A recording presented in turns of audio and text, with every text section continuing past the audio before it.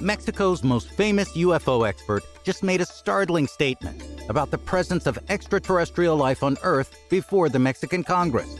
And this time, he had more than photographs to prove his point. Do we finally have physical proof of aliens on Earth? Or is it a publicity stunt and a man's last grab at relevance? Find out on this episode of the Mysteries of Latin America podcast.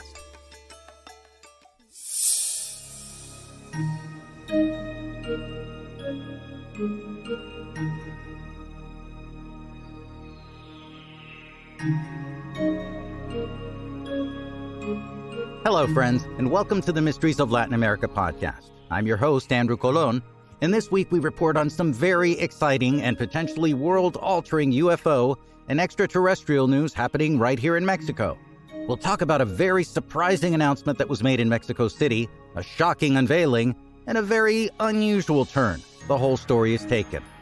As always, I'd like to thank you for listening to, sharing, and subscribing to the podcast, and I invite you to let everyone you know who loves a good story about the myths, legends, ancient science, monsters, beasts, paranormal activities, extraterrestrial phenomena, and all-around surreal things taking place in North, Central, South America, and the Caribbean that we bring you each week here on the podcast. So let's get to it.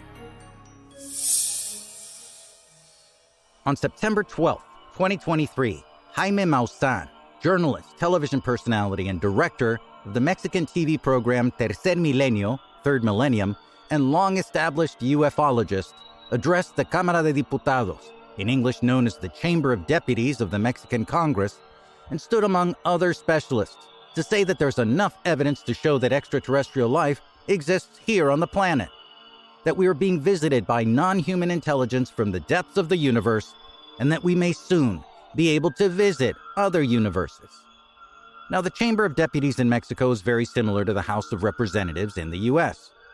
He said that new laws were needed, at least in Mexico to begin with, to guarantee safer conditions within Mexican airspace, to formally recognize unidentified aerial phenomena, increase research on the subject, and make those results transparent and accessible to everyone.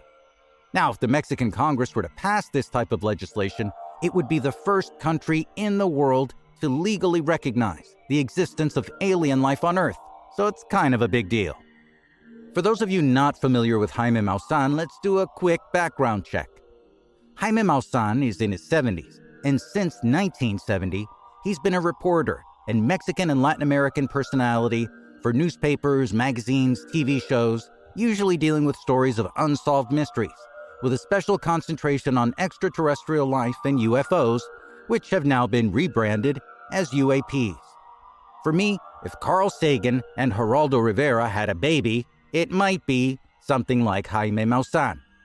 People under a certain age might have to Google Geraldo Rivera.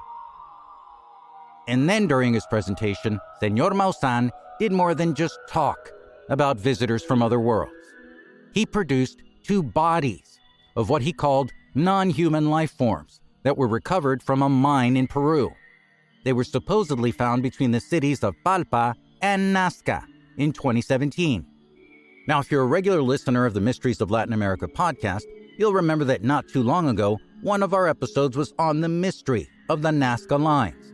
Hundreds of designs carved into the desert in the area of Nazca, Peru, where many speculate that they were either dug by alien visitors or done by the human inhabitants of the area centuries ago to communicate with extraterrestrials visiting the Earth. Now, if you haven't heard that episode, make sure to check it out right after this one. But back to the bodies. Maussan had some assistants open 2 brown boxes. Couldn't have been longer than 1 meter each, so about 3 feet and change. As they uncovered the boxes, he said this: "These bodies are the bodies of non-human beings that are not part of our earthly evolution." There was complete silence in the Chamber of Deputies. Inside the boxes were what looked to be very short, whitish gray, mummy-looking figures. So they looked like bones just barely covered by skin. They couldn't have been taller than 2 feet or 60 centimeters. Maussan then went on to say that the National Autonomous University of Mexico, which we know as UNAM here, conducted carbon-14 tests on the creatures and determined them to be about 1,000 years old. He also said that these beings weren't being found in ancient alien aircraft crashes, but that they had been buried in these mines. The mines were mines for diatomaceous earth, a type of fossilized microalgae used as fertilizer. And Maussan said that since these beings were buried in the diatomaceous earth, that the material dried out, their dead bodies didn't allow for the growth of decomposing bacteria, and allowed for excellent preservation of their bodies. He stressed that these were not mummies, that they had become desiccated by the material they were buried in, and that their entire bodies were totally dried out, but intact. Maussan then brought on a co-presenter from Peru, Josh Mantilla, who went on to say that it wasn't just these two that were found near the enigmatic Nazca lines in the country, but that they found 20 such desiccated bodies. According to Mantilla, there are bodies that have sort of a reptilian, humanoid shape, with 3 fingers and an elongated head. He said that these remains were subject to testing by biologists, forensic experts, radiologists, biophysicists, geneticists, and that these remains belong to different species of extraterrestrial life forms that weren't known to science before they were discovered in 2015. And who else testified before the Mexican Congress as part of the event? Ryan Graves. Now, if that name sounds familiar, it's because Graves, a former F-18 pilot from the U.S., recently testified before the U.S. House of Representatives on the existence of unidentified aerial phenomena, known as UAPs, sightings, and encounters that he and others in the military witnessed firsthand. In Mexico, Graves told his story about how he and his squadron detected unidentified aircraft while flying and other related incidents, and how the truth about his experience and the experience of others needs to be revealed. He also said that American authorities have aircraft and remains of a non-human origin in their possession, and was encouraged by Mexico's interest in the subject and bringing the truth to light. Jaime Maussan went on to say that Mexico has made significant strides in being more open about the possibility of unidentified aerial phenomena, and took an important step when the country released a video from the Mexican Air Force where infrared images showed the presence of 11 unidentified objects. It's still a mystery as to what those objects were, though. On Friday, September 15th, after the event, Jaime Maussan invited Reuters, the international news agency, to his offices and gave them exclusive access to come and inspect the alien bodies. And while they were there, Maussan gave the news agency another news bomb. One of the remains evidently was that of a female member of the alien species and was discovered to have eggs inside. And then, less than 24 hours after these presentations, things took an unexpected turn.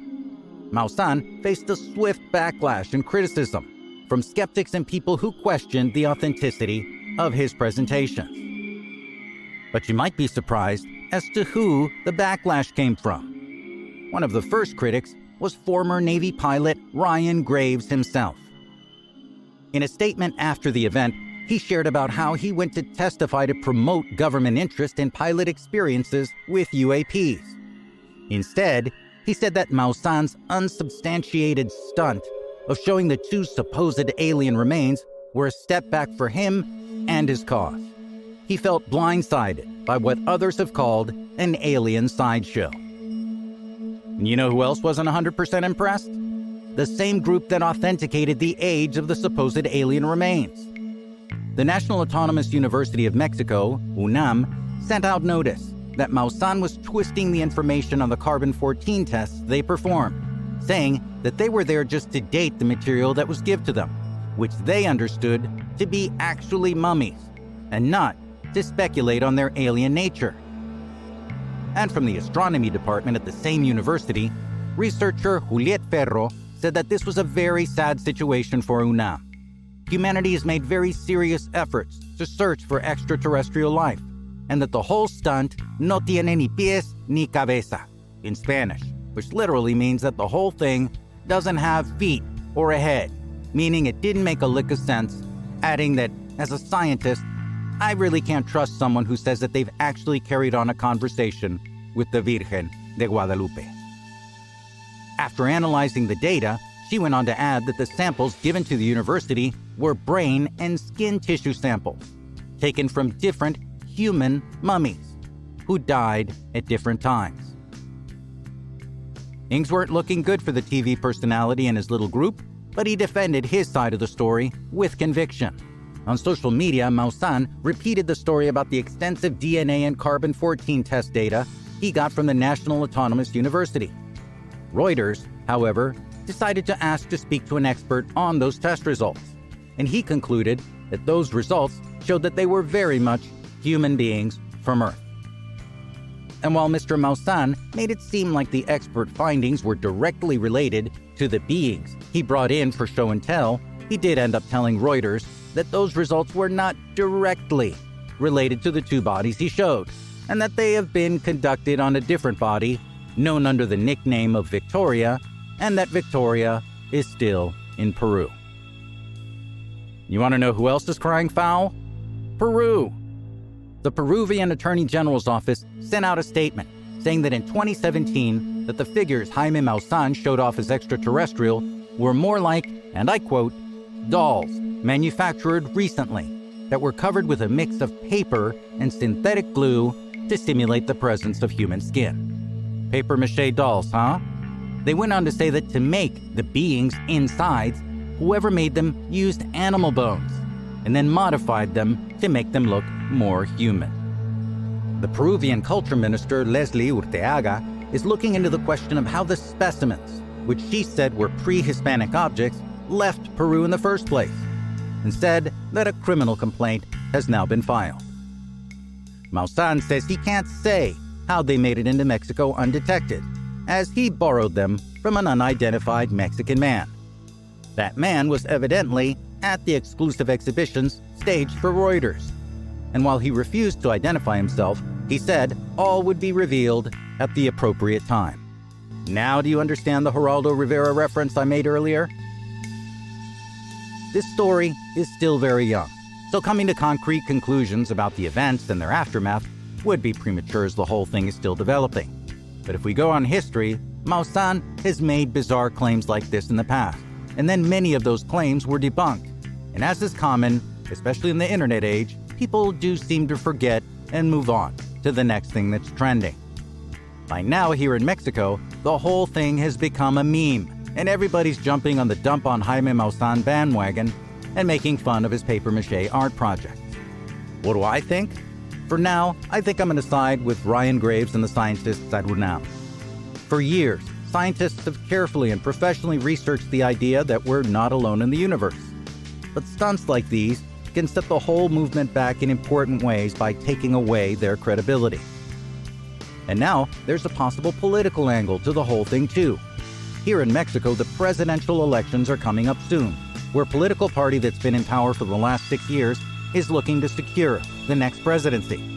And many are saying that this is all part of a well-orchestrated distraction campaign to steal some of the fire from an up-and-coming presidential opposition candidate and getting people to waste time scrolling and posting on the spectacle of possible alien encounters.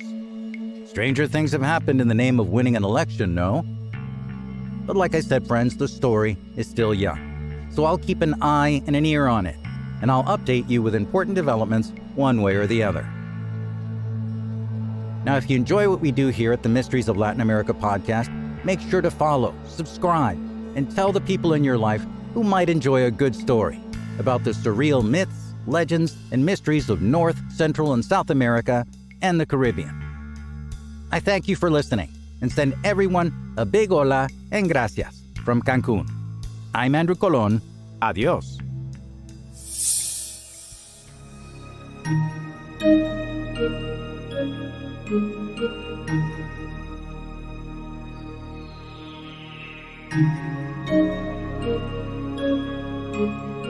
Thank you.